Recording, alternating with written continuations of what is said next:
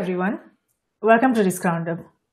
Irrespective of nuclear, biological, chemical, electronic, digital, or nano, as the pace of science and technology development is increasing exponentially, the continuing dissemination of dual use ideas, information, innovation, inventions, materials, and equipment across nations and its cyberspace, geospace, and space ecosystem brings each one of us complex security challenges. The complex security risk emerging from cyberspace, geospace, and space to each individuals and entities across nations, its government, industries, organizations, and academia are compounded by the reality that the decision makers involved in technology transformation generally do not focus on fundamental issues such as security.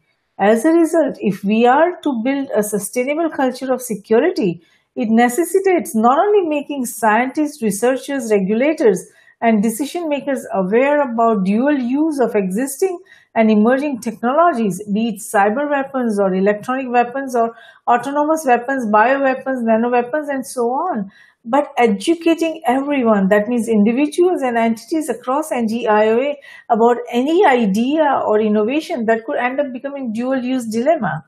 Education and awareness plays a key role, and since the technology security architecture remains a source of great vulnerability, it is important that we begin to discuss the dual-use technology dilemma and national security.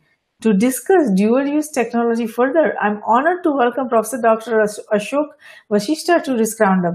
Professor Dr. Vaseashta is the Executive Director and Chair of Institution Review Board at NJCU based in USA. He is also a Professor of Professional Security Studies, Chair Professor of Nanotechnology at the Ghitu Institute of Electronic Engineering and Nanotechnologies, Academy of Science, Moldova, and also serves as strategic advisor to many government and non-government organizations. He has authored over 250 research publications, edited and authored 7 books on nanotechnology, cybersecurity, and sensing detection platforms, and has presented many keynote and invited lectures worldwide. Welcome, Professor Vaseashta. I'm honored to have you on Risk Roundup. I'm glad to be here and glad to address this topic, as you mentioned, of great concern to all of us.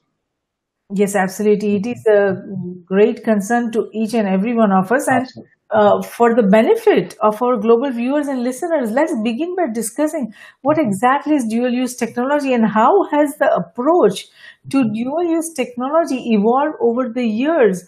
And as we begin to evaluate dual-use technology, is it only the deliberate misuse of dual-use technology that is the focus, or should be the focus, or the accidents and other unintended outcomes also should be considered and needs to be considered? Actually, all of them, and I'm going to start with the definition of dual-use technology. And very briefly, I'll take a sort of historical perspectives of the dual-use technology, because this is something which is not new. This has been there for a very long period of time. So starting with definition, dual-use goods and products, as you mentioned, and technologies normally used for civilian purposes, but which may also be used for military application. So that's the government definition of dual use. Also, it's used in politics and diplomacy. Dual use in technology that can be used for both peaceful and military application. And here's a definition from National Science Advisory Board for Biosecurity, because that's where one of the primary concern is. It's the research that based on current understanding can be reasonably anticipated to provide knowledge, products, or technologies that could be directly misapplied by others to pose a threat to public health, agriculture, plants, animals, and environment or material. So it has all of those aspects which you mentioned in your introductory remark. Just to take you back into the history of dual use, I was reading a quote from Bhagavad Gita, and I'm sure you are familiar. That was written a long time ago. And there is a quote which I'm going to mention. This is by Swami Prabhavan, Prabhavananda, and it was quoted by Christopher Isherwood, uh, stating the song of God, where the God has said, I am become death, the shatterer of the world. So here is God, but he says that I am become death in the sense that uh, that even God could perhaps, in certain role, uh, use those types of powers where, while on one hand is lifesaver, but also can cause the death. I think there is some background noise anyway. I'm not sure if you can hear that. But from the historical perspective, like I said, that dating back to a couple of thousand years ago, but nonetheless, from the historical perspective, during World War One through 1914 to 1918, there were lots of chemicals which were developed. Actually, the idea at that point was to cause maximum casualty, but later on, they were intended for good use. And what we are discussing today is actually the opposite, which is the something which is used for good purpose, but could be used for adverse types of application. I can hear some background. I'm not sure if you can hear that. I'm not able. I don't hear any Oh, sound. you don't hear? So, Okay. no, I don't hear any sound. Okay. But that's a great example that you gave, and a great brief introduction that you provided. Because as we begin to evaluate this dual-use technology, the question that comes to mind is, when technology non-proliferation and national security are not only conceptually distinct, but the lack of global systems to promote them are also either largely separate or absent. How do we evaluate the dual use technology dilemma and its associated national security risk? Because we are not looking at just one kind of technology.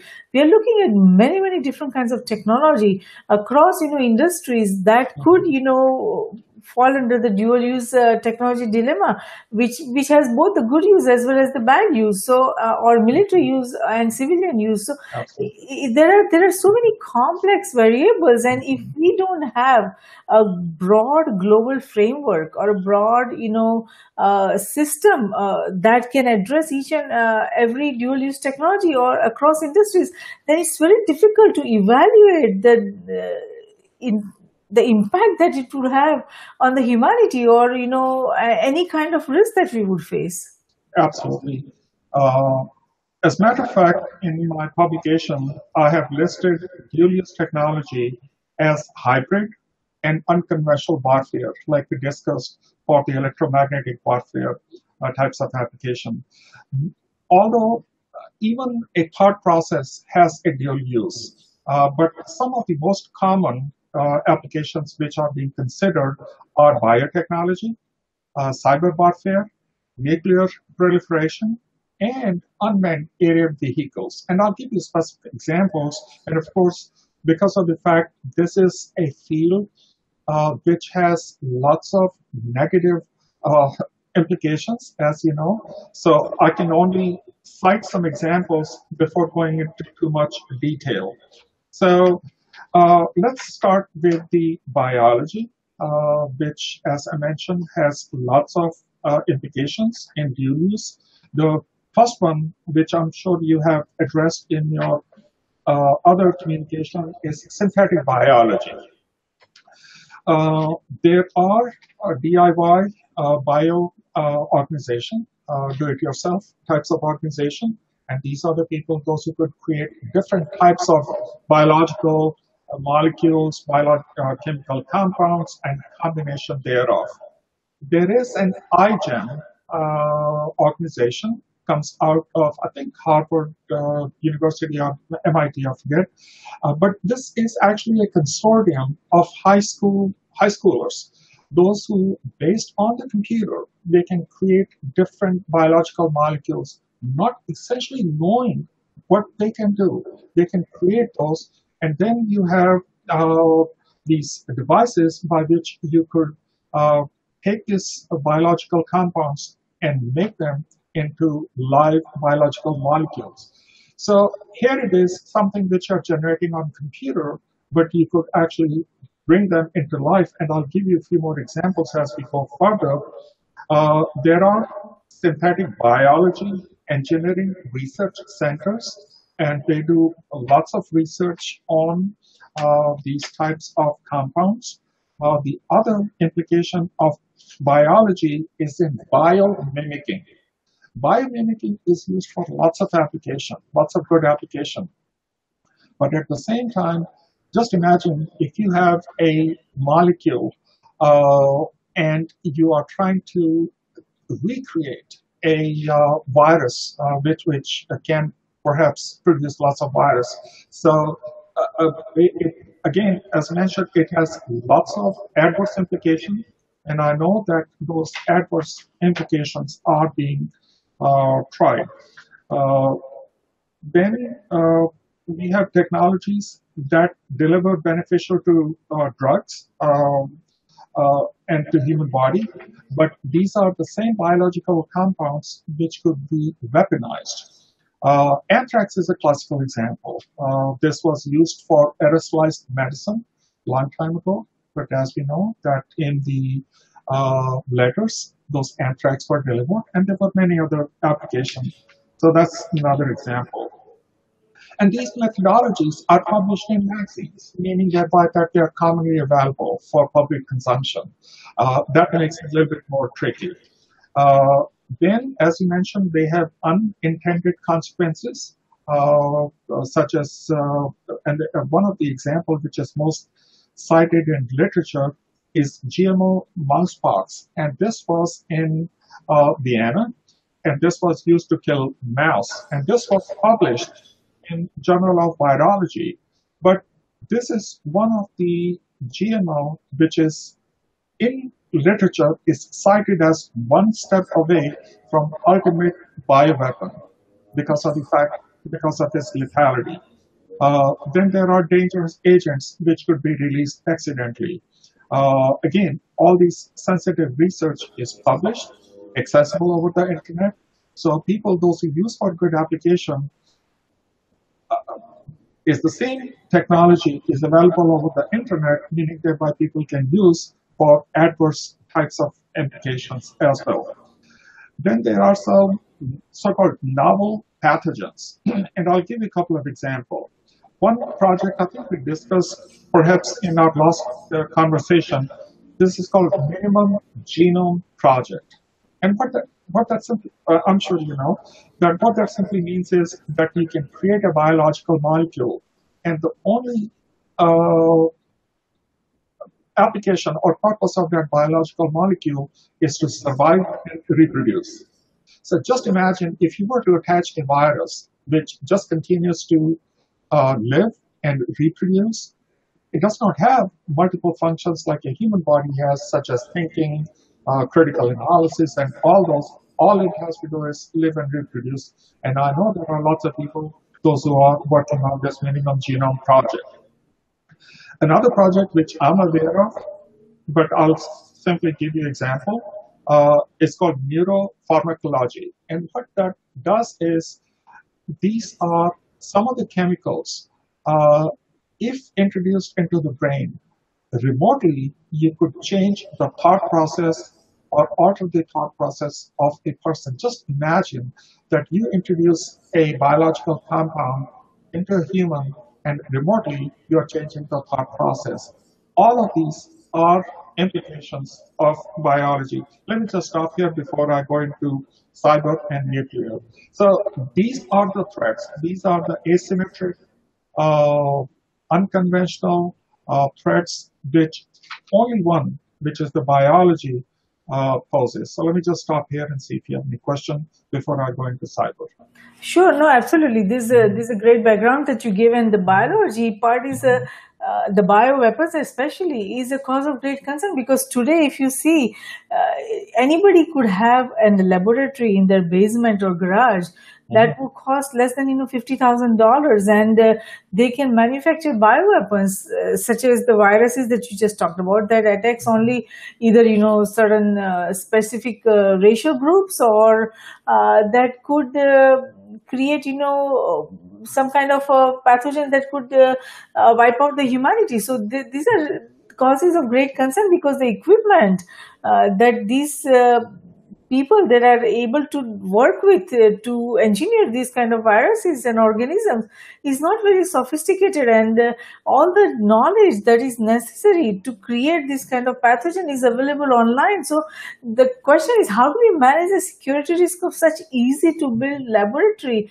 that can produce bioweapons? And in addition, even the established laboratories that we have at institutions or universities, they also don't have a very effective security. They have a laid back biosecurity at these laboratories, and that is a cause of concern, because any potential agent that can fall into the hands of any malicious parties who want to cause harm to any country or any race. And this is a cause of great concern, because how do we maintain security? And we keep listening to all these examples that come our way, that they are missing certain vials, that they are missing certain organisms, and they don't have they cannot track all the pathogens that they have in the laboratory. So these are very serious concerns, and I believe I read somewhere in some journal that they were trying to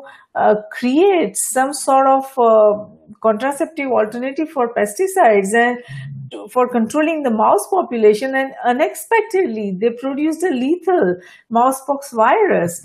And so in this process, it demonstrates how a newly highly virulent pathogen could be constructed accidentally. So now with CRISPR technology, the probability of accidental development of deadly pathogens increases many folds. So bio weapons and bio security challenges are a cause of great concern.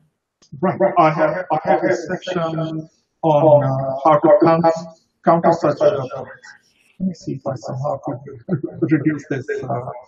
Um, there is a echo which I can hear in my ear. I'm not hearing echo. I'm not sure. Let me just disconnect that. I'll put it on when you're talking, so that I don't hear my own voice back. Okay, so yeah, that's a good question. I have a complete section on how to counter such threats, some of these steps which one could possibly take. But just like you mentioned about the mousepox, that was in Vienna, Austria, where there was a mouse population, and that's the one which is now called one step away from an ultimate bioweapon. Definitely, there are lots of laboratories, those who have these types of chemical and biological, you know, their students are working on those research, unless there is some type of oversight.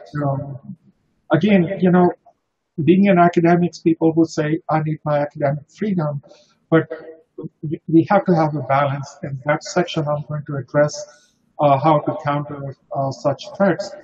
But the other point which you mentioned about, for example, that's a device called DNA synthesizer. It costs only $250, and very readily one can buy from scientific suppliers. And this is the one which these little iGEM high school students, they compete and see who can create just a fancy combination of biological molecules. So, as I mentioned, we also have the same technology, and since people like to publish, adversaries also have access to the same technology. And that creates a great dilemma, because obviously in academics, people would like to publish, have presentation, but at the same time, the same access is given to people, those who want to cause us harm. So there has to be some delicate balance, and we'll talk about once we discuss how to counter these threats, because it's very difficult to define intentions. As we work on how to use these for good application, how do we define intention of a person who may have bad intention and create adverse types of implications. Yes, absolutely. And I think you made a very interesting point that everyone has access to the same technology. Exactly. Good people or bad people, civilians or military. So, if we talk about these dual use technologies and its security risk, the concern that we all have is who can cause harm today and who is capable of causing harm, and what is the nature of harm that can result from the misuse of these dual use technologies. And that is very hard to identify or evaluate, because how do we know sitting here that people who are trying to access this technology or these equipments or these knowledge and information, whether they are actually trying to use it for good purpose, or whether they're going to try to cause harm to other nations, or other communities or other industries. So that is the biggest question, that how do we know who is going to cause the harm? That is one reason why I try to use some of the tools of so-called predictive intelligence. And what that means is simply by following trends. So let's go into how do we counter these types of threats, and I'm going to then come back and talk about the cyber and nuclear and chemical. Uh, this can be countered by ecosystem of innovation, where we do risk assessment and management both at the same time. Simultaneous to that, I worked on consequence management, which is mitigation and environmental management. Convergence of technology. No single technology can mitigate this threat, because this is just like electromagnetic warfare. This is a threat which is persistent, which is around us, but at the same time we have to detect, because of the fact we have to detect intention. So we need to use convergence of technologies. We need to have enhanced situational awareness, and it may be through the social media, maybe through the technological awareness. And of course, for that we need research, and some of the topics which I have personally worked on and continue to work with my colleagues on standoff detection. How do we detect these things from a distance? And there is a concept which we had introduced called dialer beacon. And what that means is that if there are new variants, because of the fact all these uh, new chemical and biological compounds uh, are new variants of these chemical and biological compositions, we need to be able to detect them from a distance. And this technology is called dialer beacon, where simply by tuning electromagnetic radiation, may it be optical or a different spectrum, we should be able to get a signature from a distance. The technology has to be simple, and that we call a sample in, answer out. You have a device, you illuminate electromagnetic radiation, and you should be able to see what it is that is being created. Triaging pathogens, again, by using convergence of technology, you should be able to triage those pathogens made by forensics or by bioinformatics. Uh, Bacterial and viral forensics, that is critical, such as genomics, bioinformatics, genome sequencing, proteomics. These are all critical for detection of these types of bacterial and viral forensics. Uh, Eradicate threat at the point of origin once we detect, rather than its propagation. We should be able to eradicate where it started from. Use of decision support tools, and this is something which I work on with my colleagues and myself, and these are tools for predictive intelligence, which perhaps to some extent answer the question which you have posed: how do we detect these threats? These are all tools using social networking, knowing leading indicators, which describe the intent and also the course of action. DARPA has a tool which they fund called Trust, Tools for Recognizing Unconscious Signals of Trustworthiness. Who is telling us the truth? Who is not telling us the truth? It's very easy for a person who tells truth all the time. If is telling, he or she is telling lie, it's very easy to detect. But a person who is trained right from the very beginning to give wrong information, how do we know that person is providing incorrect information? And that's where this tool comes into play, called the trust, social, cultural, behavioral modeling. That also would help us understand group decision theory, which is part of complexity science, worldwide monitoring of swamps. These are malfeasance people, those who have untoward types of intention, and developing strategic and tactical level global view. All what I've listed is not easy, but nonetheless, all that is necessary to counter or mitigate this dual use threat which we face. And what we have discussed so far is biology, and of course, there are other aspects which also exist. So let me just pause here for a minute. Absolutely. No, I hear you on that. And all these different variables, different processes and tools, they are absolutely essential. But the bottom line is that when something like synthetic biology, which creates biological structures with predictable properties and functions, either by re-engineering existing organisms or genomes, or assembling non-living biological components in many unique ways, how can we govern that effectively? I mean, the trust and all that is well and good, but we need to come up with a proper, effective governance structure by which we can bring accountability to all the scientists who are trying to create new research and trying to come up with the new ideas, and everyone who is trying to we do absolutely need to create the education and awareness, but at the same time we need something like blockchain that can give us that tool that is necessary to bring accountability and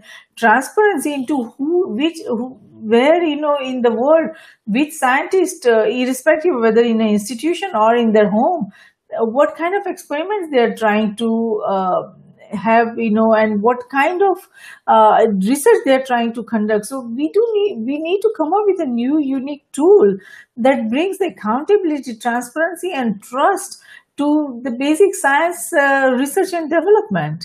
Absolutely. So there has to be a paradigm shift in the way we think, because as I mentioned, in academics, we always say, well, we need to have a balance in, we need to have lots of publication, but there has to be a balance in publication, dissemination. There has to be promotion of social values.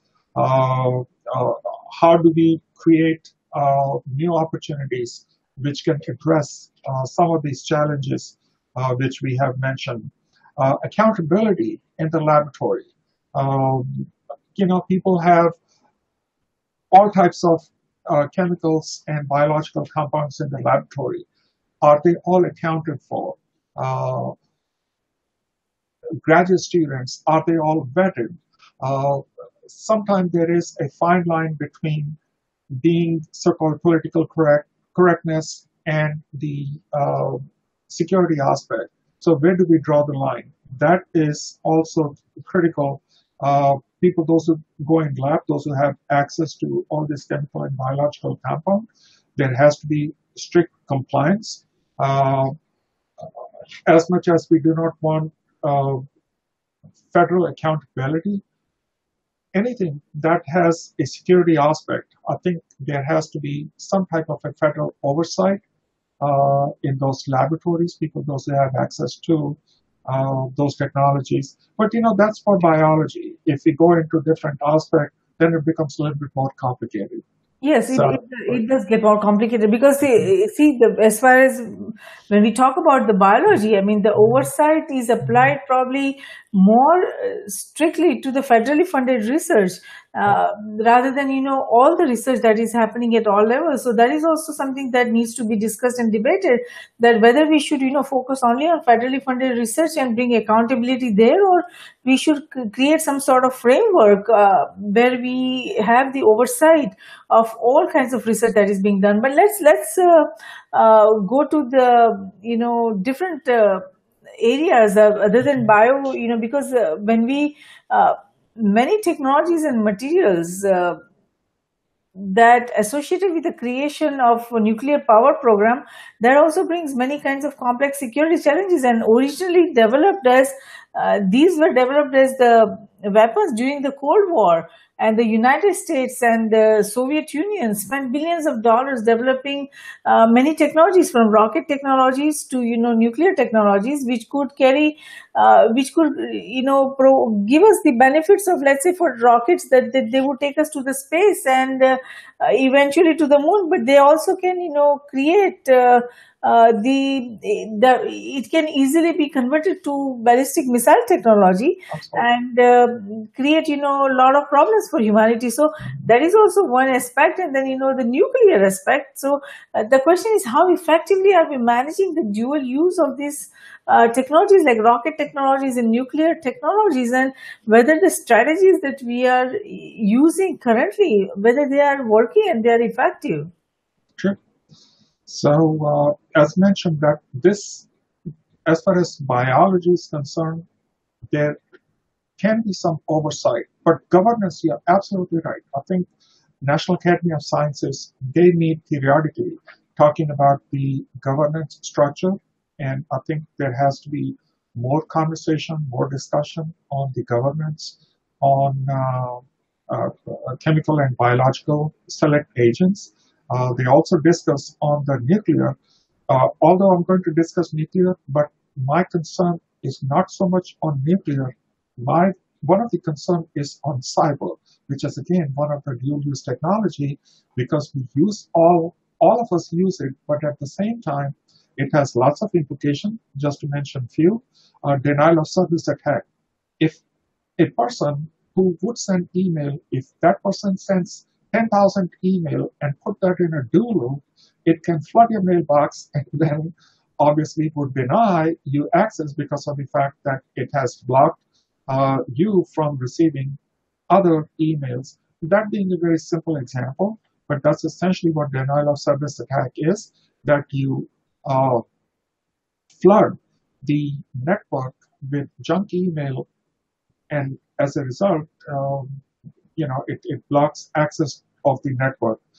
At the same time, critical infrastructure. We discussed last time, traffic, aviation, grid, supplies, could be water supply, could be other types of supply chain.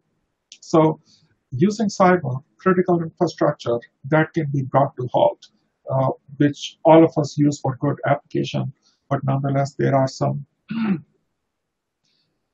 applications which can be considered as dual use. Financial institution, credit card.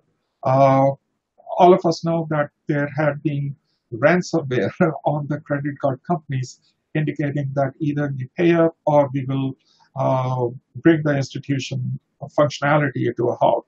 Social media, Facebook, as you know, that they have been advertising through the magazine, through the newspaper, because of the fact through social media, not only there is bullying in schools and in social life, but also at the same time there is a compromise in several different forms that has taken place. That's the reason Facebook had to advertise all what they are doing at the same time, and that's only been one. There are so many other social media. That's again a dual-use application. Hijacking institutional information. Only yesterday, last night, I received email from the funding agencies, because I have access to all the funding agency portal for the university, indicating that please check, because there were reports that the information was compromised.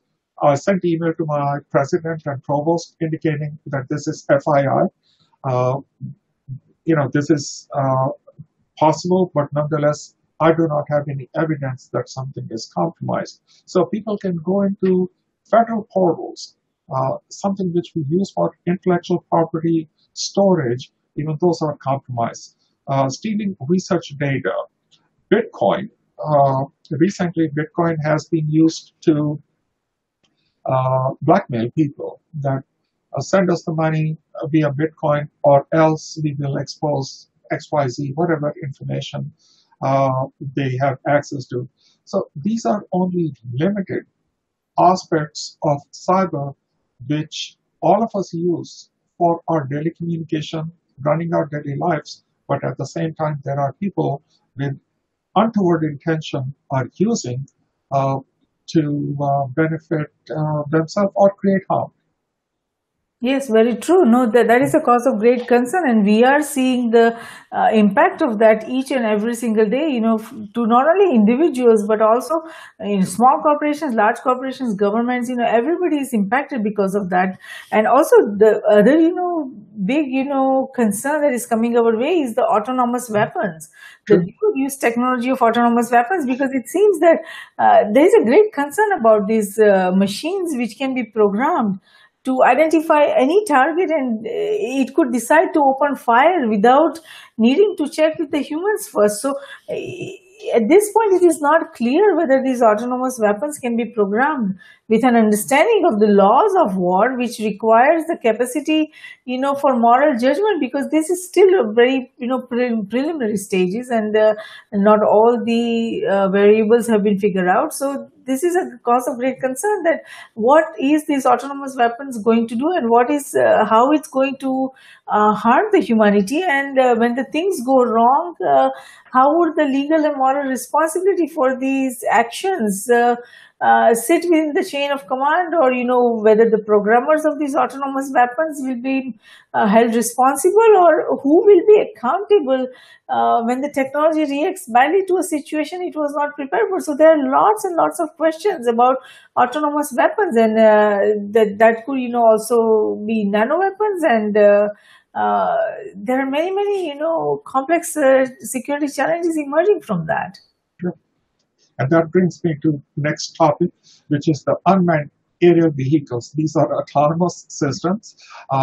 We are in the process of creating something called a drone academy because of this large number of applications, especially in crowded cities where typically a emergency vehicle cannot get from point A to point B. You can send a UAV to get the situational awareness.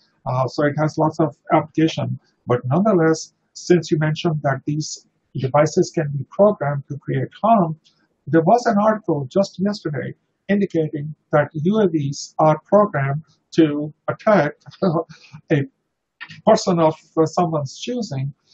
So despite having so many good applications, uh, uh, it has lots of unintended uh, application. It's a great invention, but as mentioned, has lots of negative consequences. It's also used for aerial dispersion of chemical and biological agents, more specifically in Middle East. So that is currently used. So people, those who have access to drones, are using for those types of application. One can use these devices for surveillance, but at the same time, there is lots of discussion on its inappropriate collection of data, especially personal data. Uh, Also, delivery of IEDs, improvised explosive devices, drugs, different types of weapons across the border. Lots of drones fly back and forth to deliver those types of drugs and weapons in the prison, for example. They would just drop and take off. So on one hand, UAV in most of the schools and institutions, they have now they started to teach class where you could take a something called RPIC, remote pilot and control, for these UAVs. But at the same time, once I look at the negative aspect of these UAVs, then it sort of gives you idea that maybe I think there has to be a little bit more checks and balances. FAA is very strict, not letting these UAVs enter into the airport zones. As a matter of fact, all this electrified fence, most of the drones are programmed that they are not supposed to cross over. As soon as it comes in close proximity, it then sends the drone back, and that's the programming most of the drones are supposed to have. Otherwise, they will not be manufactured. So that's another aspect of the so-called dual-use technology.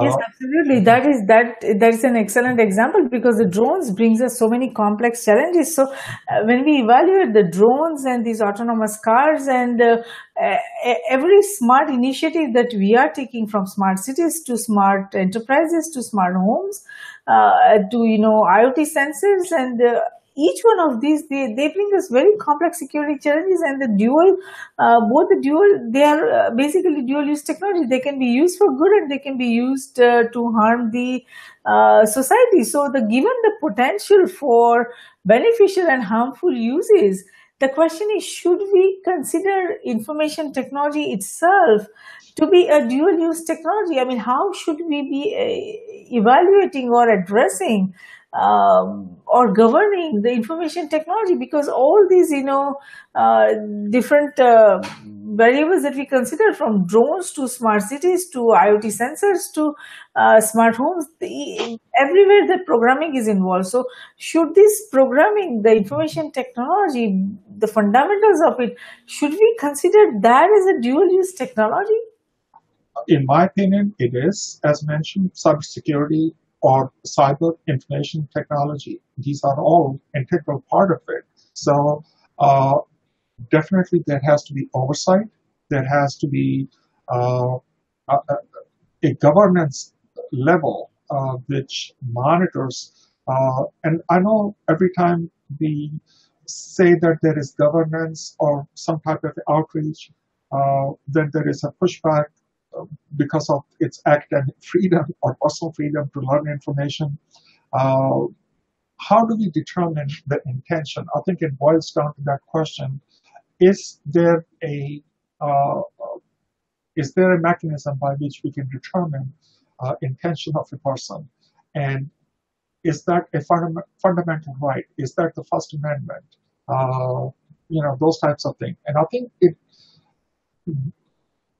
this discussion goes in a direction where I'm sure lots of people would not be comfortable, but at the same time, there has to be a delicate balance in personal freedom versus everyone else's freedom.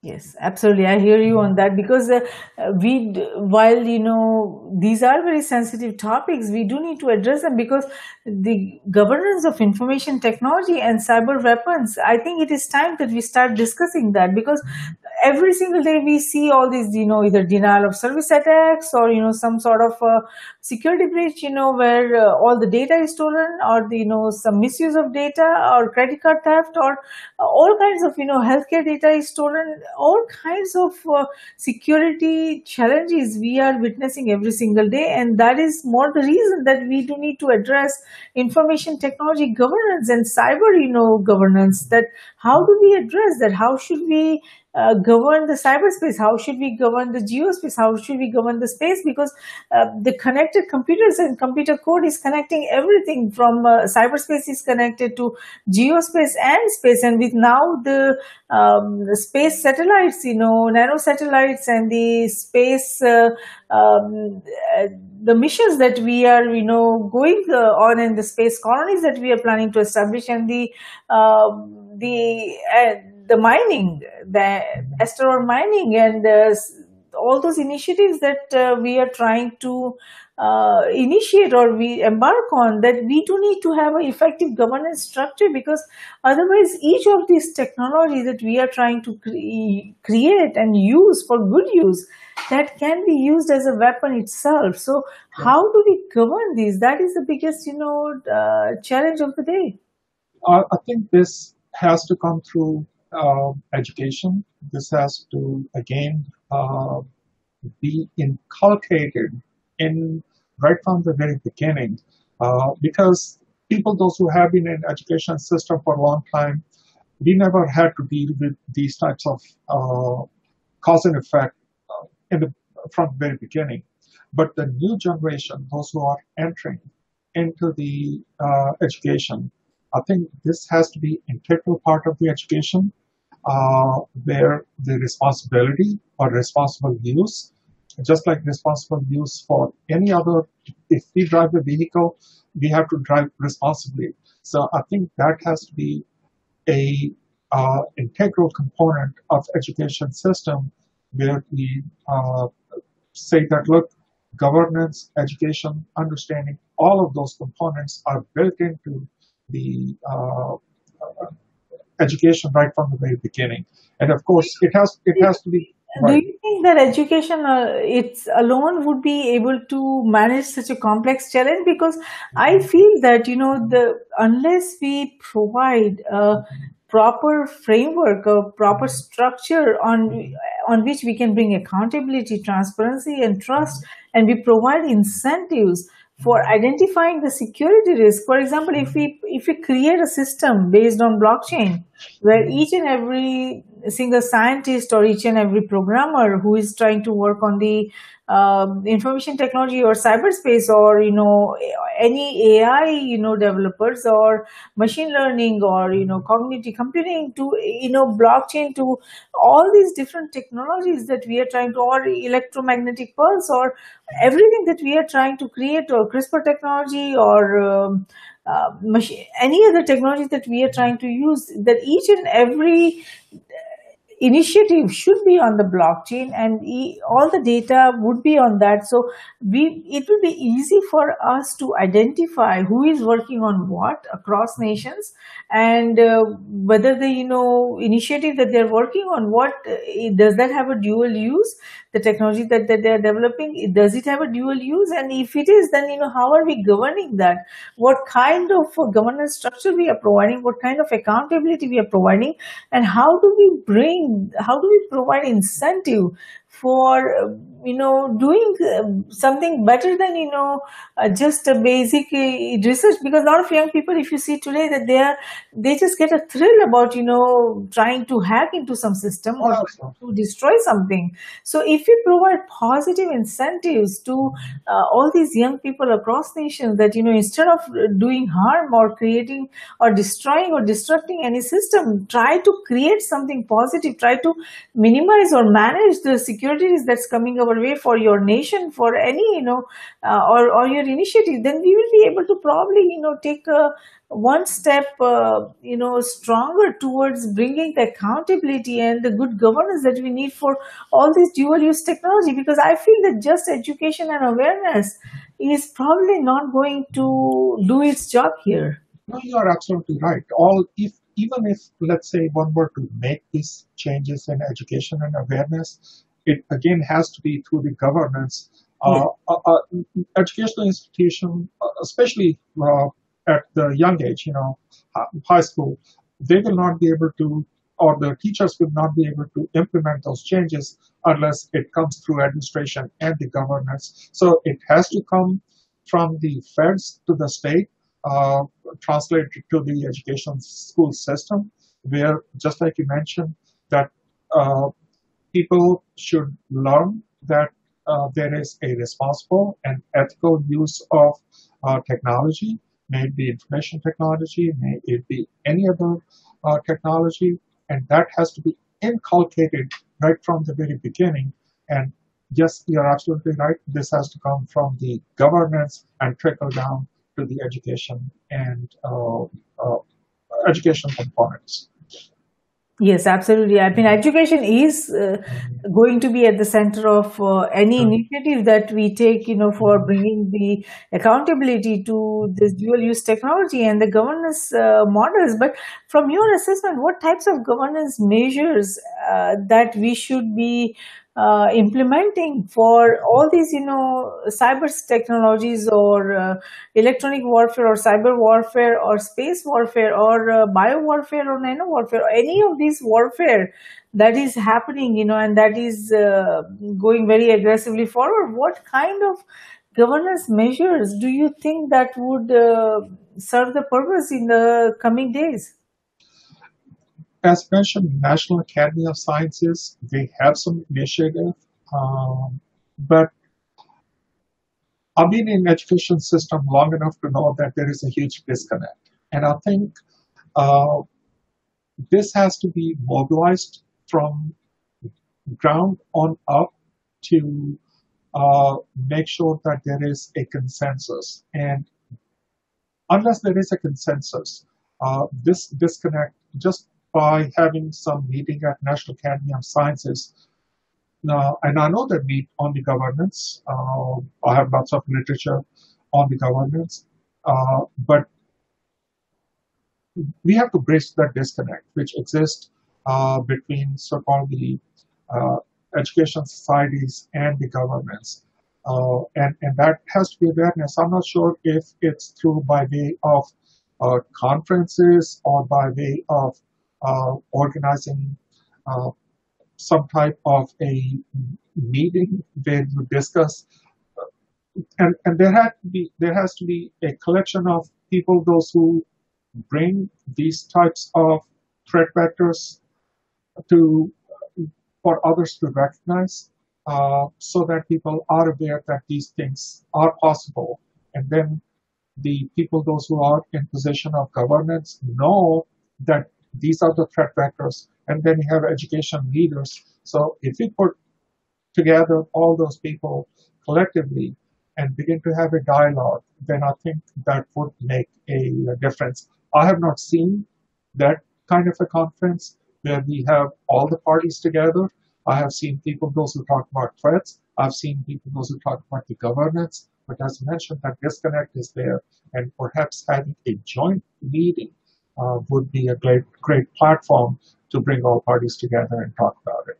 Absolutely. We do need an integrated approach, because if you look at all these different technologies, it's not one technology. I mean, from rocket technologies to nuclear technologies to chemicals or autonomous weapons, cyber warfare or cyber weapons or nano weapons, uh, take any number kind of different technologies, that they all have uh, very significant differences, in how we can govern that and to what extent we can govern them, and what are the we have to understand what are the similarities in the governance measures, because if we are trying to come up with an integrated approach, we do need to come up with what similarities are there, and where we can define the different technologies areas where there is interconnection and interdependencies, and what factors we should account for, the limitations in the different governance measures, because that have been that we have done so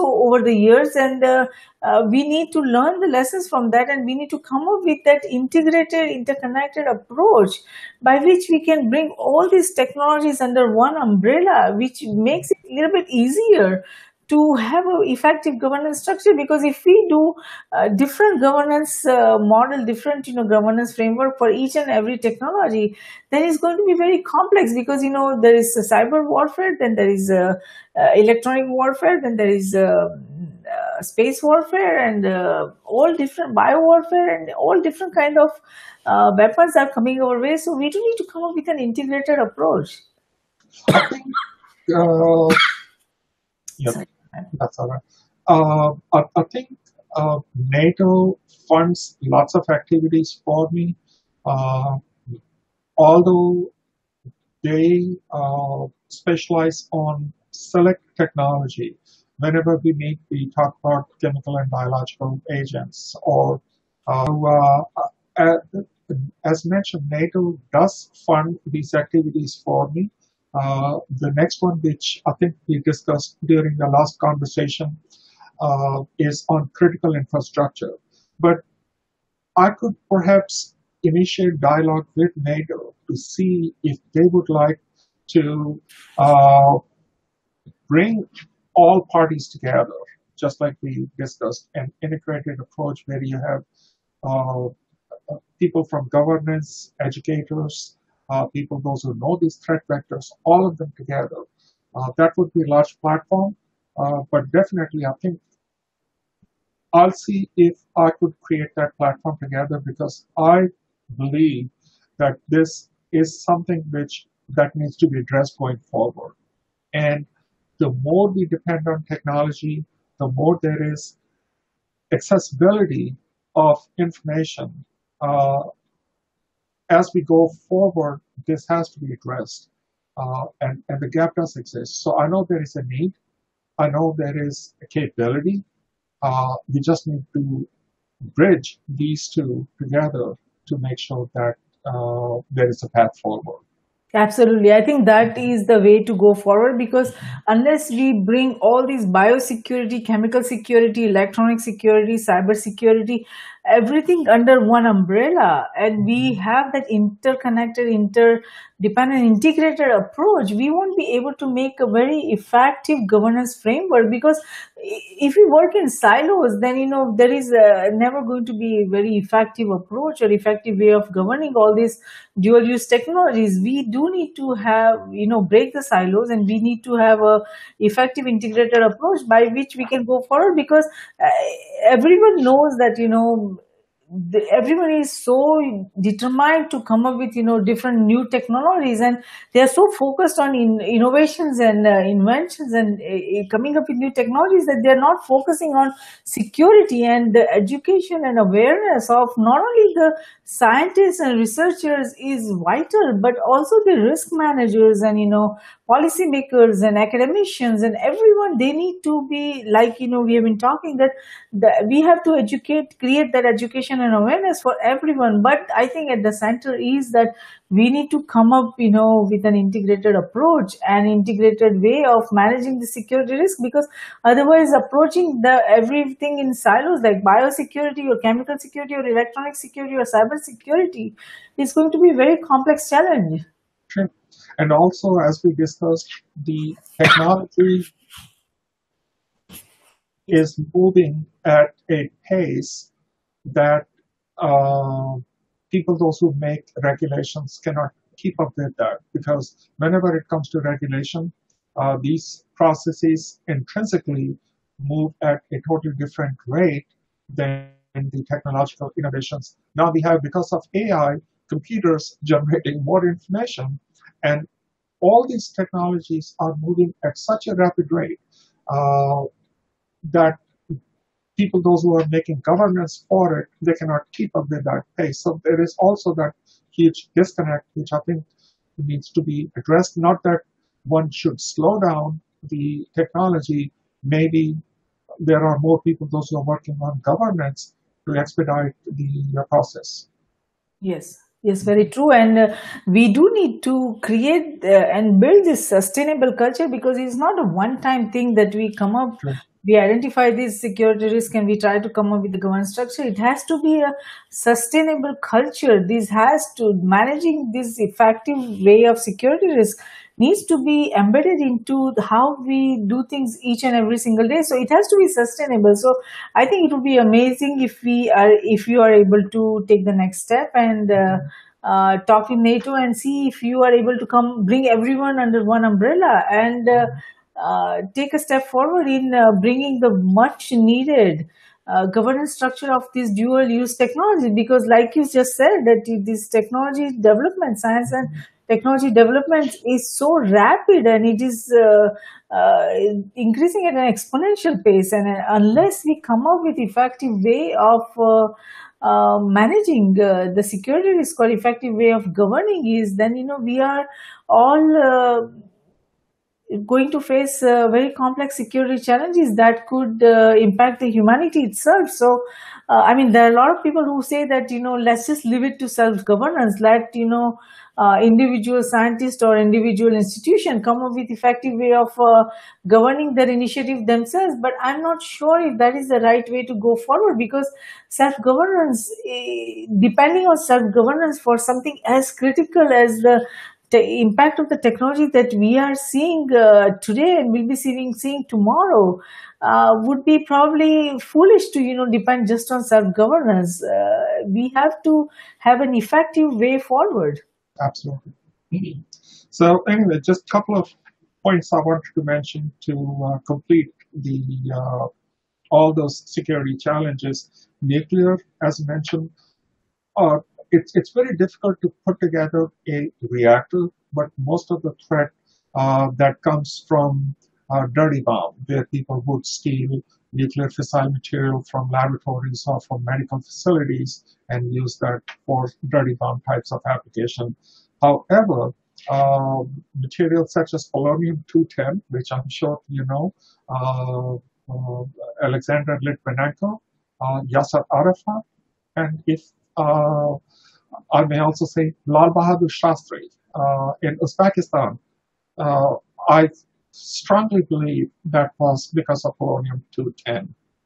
So that's a, a, a the extent of dual use for nuclear material, in my opinion, is A, by way of dirty bomb, or by uh, giving these types of material to people in their food or otherwise to create uh, negative implications. In terms of a chemical, I know that this topic has been dealt in great detail, but most of the threat these days comes from nanomaterials, which you had indicated.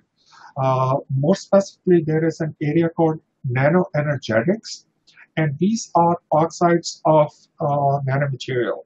Uh, and there is a theory about the World Trade Center that the fire was actually ignited by these nanomaterials because they were sprayed. And there are theses on it. And I've read a couple of those theses that those nanoenergetic materials were sprayed, and that actually enhanced the fire, causing the whole structure to fall. Otherwise, it was supposed to take a great impact. So that threat does exist.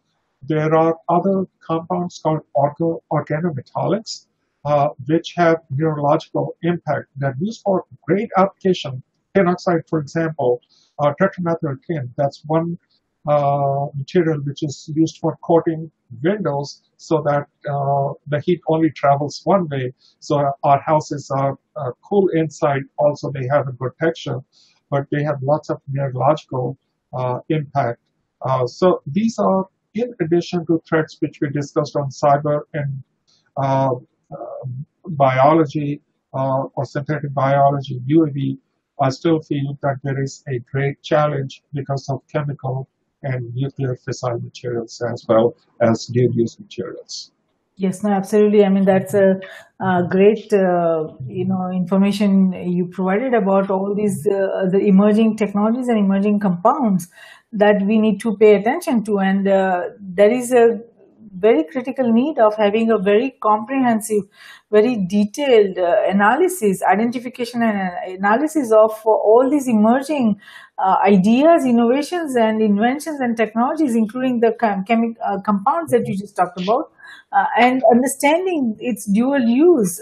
That is something, I'm sure you are focusing on, and I'm also working on that. So that would be, it would be really good to have a very thorough approach and understanding about all these technologies that we need to address and bring under a very effective governance structure, because these are having these are expected to have a very complex, very significant, not only economic impact, but also impact on the survival and security of humanity. So thank you so much, Professor Vaseashta, for participating in this roundup today. And we appreciate your thoughtful insight on the potential security risk facing humanity in cyberspace, geospace, and space due to dual-use technology. I mean, this is just the first beginning of the discussion, and there is a lot more that we still need to discuss, but our global viewers and listeners would benefit tremendously from the information you provided on the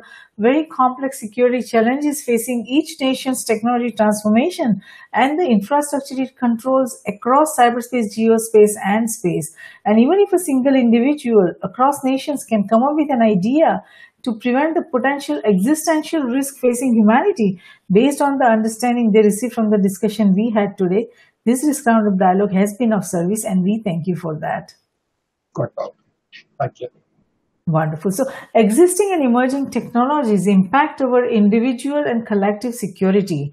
While many steps have been taken to control access to and promote the safe and secure handling of many technologies, its materials or equipments or knowledge and information, much more can still be done and needs to be done by individuals and entities across NJCU to help prevent the further misuse of nuclear, biological, chemical, electronic, digital, autonomous, and nanotechnology from causing large-scale human economic or commercial harm. Risk groups, cybersecurity, geosecurity, and space security risk centers are created for this very reason, to identify, evaluate, and manage the risk facing NGIOA and CGS. And we at Risk Group believe that risk management, security, and peace, they work together hand in hand.